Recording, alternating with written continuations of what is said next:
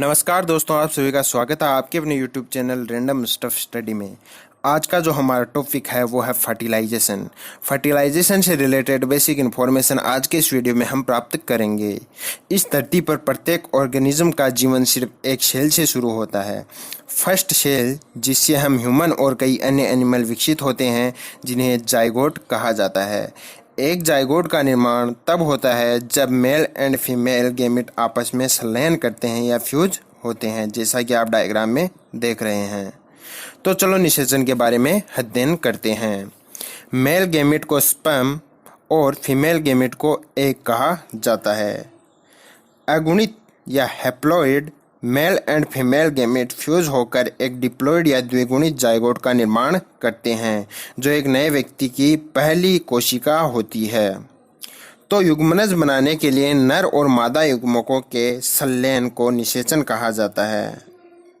अर्थात नर और मादा युग्मक जब आपस में संलयन करते हैं तो उसे निषेचन कहा जाता है। आइए जानते हैं युग्मकों के संलयन की साइट के आधार पर निषेचन कितने प्रकार का होता है या निषेचन कितने टाइप का होता है।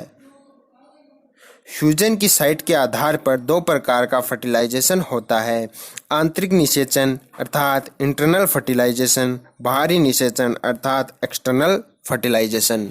यदि मेल एंड फीमेल गैमेट का फ्यूजन बॉडी के अंदर होता है तो इसे इंटरनल फर्टिलाइजेशन कहते हैं, और यदि मेल एंड फीमेल गैमेट का फ्यूजन बॉडी के बाहर होता है तो इसे एक्सटर्नल फर्टिलाइजेशन कहा जाता है।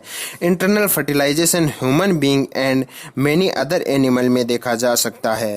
ह्यूमन में स्पर्म एंड एग का फ्यूजन फीमेल बॉडी के अंदर होता है। यह प्रक्रिया महिला प्रजनन पथ में शुक्राणु के जमाव से शुरू होती है। सेक्सुअल इंटरकोर्स के दौरान फीमेल रिप्रोडक्टिव ट्रैक्ट में लाखों शुक्राणु जमा हो जाते हैं, लाखों स्पर्म जमा हो जाते हैं। यह स्पर्म अपनी टेल की मदद से महिला प्रजनन पथ में तैरते हैं और गर्भाशय की ओर बढ़ते हैं। स्पर्म यूट्रस के माध्यम से यात्रा करते हैं और फैलोपियन ट्यूब के एम्पलरी स्टमिक जंक्शन तक पहुंच जाते हैं। ओवेरी से भी एग फीमेल के फैलोपियन ट्यूब में रिलीज किया जाता है। स्पर्म फैलोपियन ट्यूब में ओवरी से रिलीज्ड एग के कांटेक्ट में आते हैं। कई स्पर्म एग को घेर लेते हैं, लेकिन केवल एक स्पर्म अंडे में प्रवेश करता है या अंडे के साथ युग्मनज बनाता है।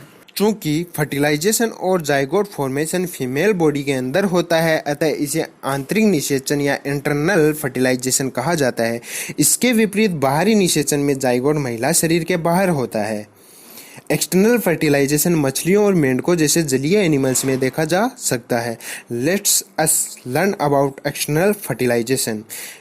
इन जीवों में स्पर्म एंड एग्स को क्रमशः मेल एंड फीमेल द्वारा वाटर में छोड़ दिया जाता है, जैसे कि आप डायग्राम में देख रहे हैं।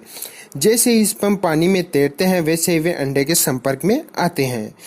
स्पर्म पानी में एग के साथ मिल जाते हैं और जाइगोट का फॉर्मेशन करते हैं।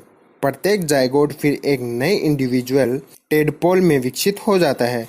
तो बाहरी निषेचन में फर्टिलाइजेशन एट जाइगोट फॉर्मेशन महिला शरीर के बाहर होता है। तो चलिए, जो भी हमने पढ़ा उसका रिवीजन हम कर लेते हैं।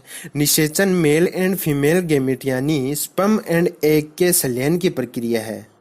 ह्यूमन एंड मेनी एनिमल्स में फर्टिलाइजेशन के परिणाम स्वरूप जाइगोट बन जाता है, जो एक नए व्यक्ति के रूप में डेवलप होता है, एक नए इंडिविजुअल के रूप में डेवलप होता है। फर्टिलाइजेशन आंतरिक हो सकता है अगर महिला शरीर के अंदर युग्मकों का संलयन होता है, या वह यह बाहरी हो सकता है अगर निषेचन महिला शरीर के बाहर होता है। तो कैसे लगी आपको ये इन्फॉर्मेशन? अगर अच्छी लगी हो तो आप प्लीज़ वीडियो को लाइक करें, शेयर करें। आने वाली वीडियो और भी इंटरेस्टिंग होने वाली है। बने रहिए हमारे साथ, ऐसे ही अपना प्यार बनाए रखिए।